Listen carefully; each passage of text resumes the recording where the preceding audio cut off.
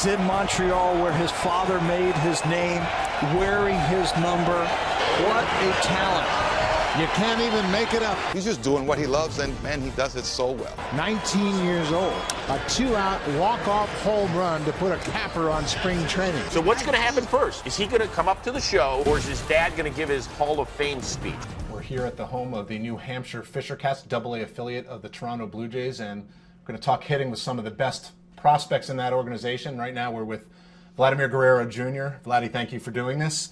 We're going to look at some video of the doubleheader from Saturday and just want to talk to you a little bit about your approach to hitting over the course of that.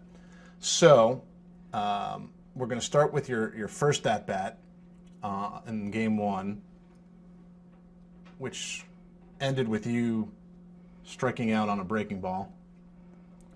But first, maybe you can tell me, what did you know about this pitcher heading into this first at-bat of the game?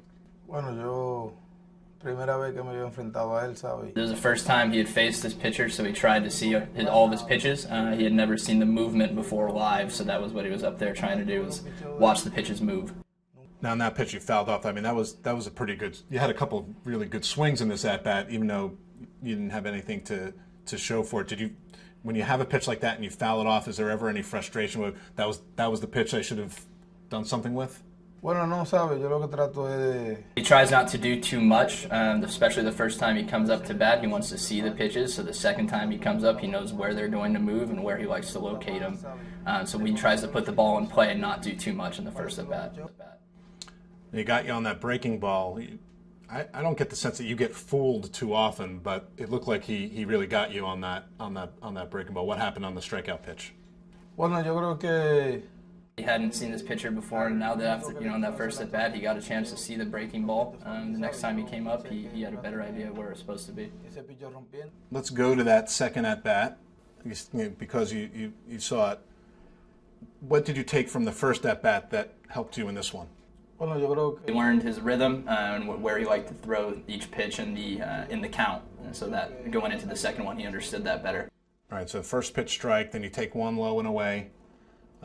Then you foul a pitch off, right? And then, so you're behind 1 and 2. Do you change your approach with 2 strikes at all? Generally change his approach with 2 strikes. He always tries to put the ball in play. Okay, so let's go now to the top of the 6th. So new pitcher on the mound. Do you know anything about this guy before facing him in this game? He had seen him here two weeks ago, so he had a pretty good idea of when he was going to throw what in the count. So, because you go up and first pitch, aggressive attack, I mean, you hit it hard, but, right at the outfielder. How often do you go up there thinking, I'm going to attack on that first pitch? He watches what happened the first time he faced him, and then if it looks like he'll throw him a first pitch strike, he'll be ready for a first pitch strike. Your hitting coach said that you've had 29 balls hit of 100 miles per hour or more. Is that, exit velocity, is that something that you pay any attention to, or is that just a sign that you're swinging the bat well right now? He always tries to put the ball in play. When he goes onto the field, just tries to do his best. Sometimes after an at-bat, he'll ask somebody, hey, how fast was that? But that's not something he repeatedly pays attention to. All right, so here we are in the 7th inning. There are 2 runners on. You guys are down by 2 runs. Again, some more first pitch swinging for you. Maybe you can just take us through this at-bat, which really turned the game around. He's seen him before. He just tried his best to put a good swing on it, and thankfully he got a run.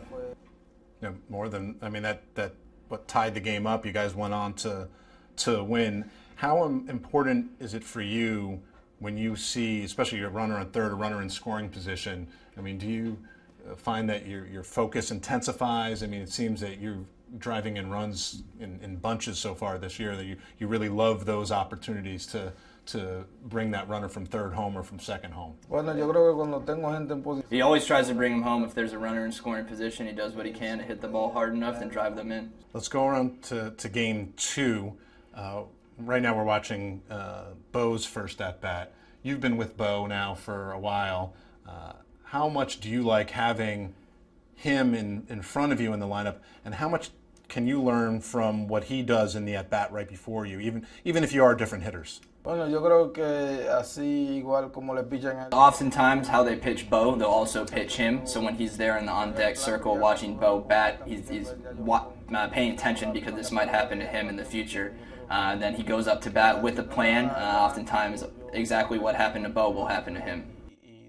Okay, in this case, the first at-bat, Bo walks, and then you come up, and I know the first pitch is low and away, and you take that.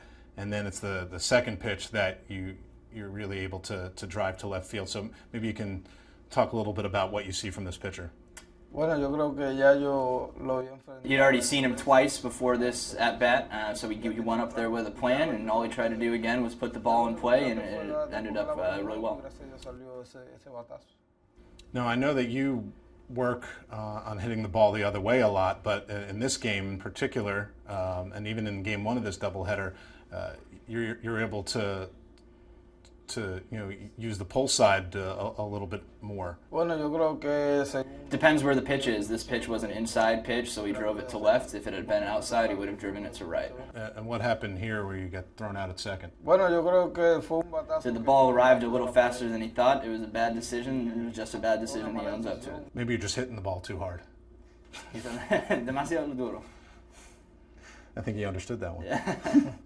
Okay, so let's go to the next at bat. It's the very next inning. All right, so there's again almost same spot, right? Off the left field wall. Drove in a run this time. Same result. You got thrown out at second. Were your teammates giving you a hard time about getting thrown out twice in 2 innings? Bueno, yo creo que lo primero que yo dije, Yeah, when he got back into the dugout, the teammates were making fun of him, saying he has to run harder. But again, there's just the ball got to the fence faster than he thought it would. After he rounded first, he thought about going back to first base, but realized he had just gone too far and kept going for second. At least you drove in a run that time. Okay, let's move on to the next at bat. Now you lead off the fifth here. And one of the things that's interesting in this at-bat is, you fall behind, and you're down 0-2, I think it is, and then he comes up and in with the fastball. Now I know it's your job as a hitter, right, to not change anything, but do you find you ended up flying out to right? Did you feel that him coming up and in, and then I think he went back out with the next pitch? Did that change how you approach the at-bat at all? Bueno, no, yo creo que ya. After the inside one, he knew he would go outside. He just wasn't able to get it done that time, but he did see that coming and saw had a plan going up to the at-bat. You had a big smile on your face when he came up and in like that. What was going through your mind there? Bueno, yo creo que fue the pitcher is a Colombian friend of his, and they had laughed about how Vlad likes to swing at the inside pitches, but they didn't swing at that one.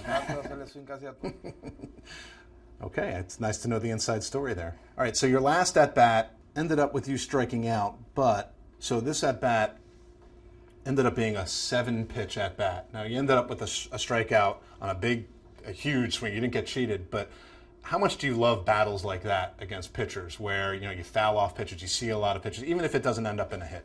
He likes them because you learn a lot, especially about that particular pitcher. This time the pitcher won, but he enjoyed the battle. Take it, there was a pitching change, a new guy comes in.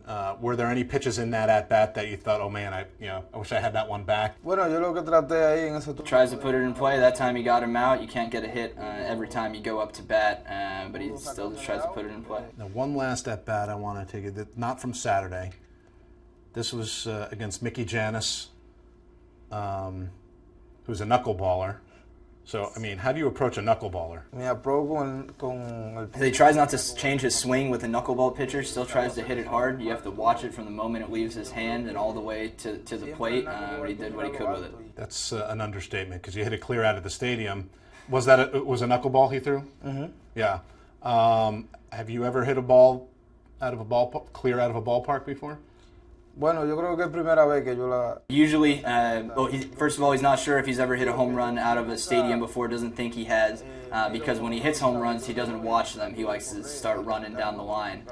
He didn't know it left the stadium until he got back into the dugout, and one of his teammates told him that it had left the ballpark. Is it fun to watch it on video, at least? Claro, claro. Yeah, of course. All right, great. Thank you so much for your time, Vladdy.